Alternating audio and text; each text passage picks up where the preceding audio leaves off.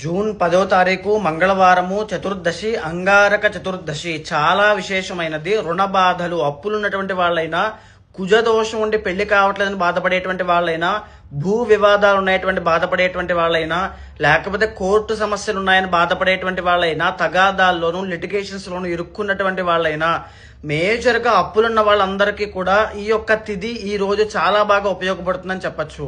సూర్యోదయం కన్నా ముందే నిద్ర లేచి తలస్నానము చేసి సూర్య భగవానుడికి నమస్కారం చేసుకుని సుబ్రహ్మణ్య స్వామి యొక్క ఆలయానికి వెళ్లి తప్పకుండా అభిషేకం చేయించండి. ఎర్రని వస్త్రము, ఎర్రటి పళ్ళు దానంగా ఇవ్వడము, లేదా ఎర్రటి వస్త్రంలో ముడి వేసినటువంటి కందులు దానంగా ఇవ్వడం చేయడము.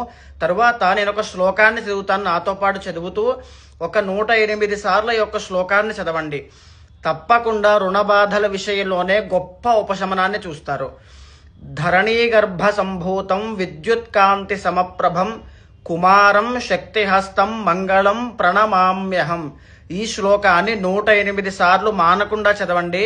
కుజుడి యొక్క అనుగ్రహం వల్ల పైన చెప్పిన సమస్యలన్నిట్లోనూ ఉపశమనాన్ని చూస్తారు.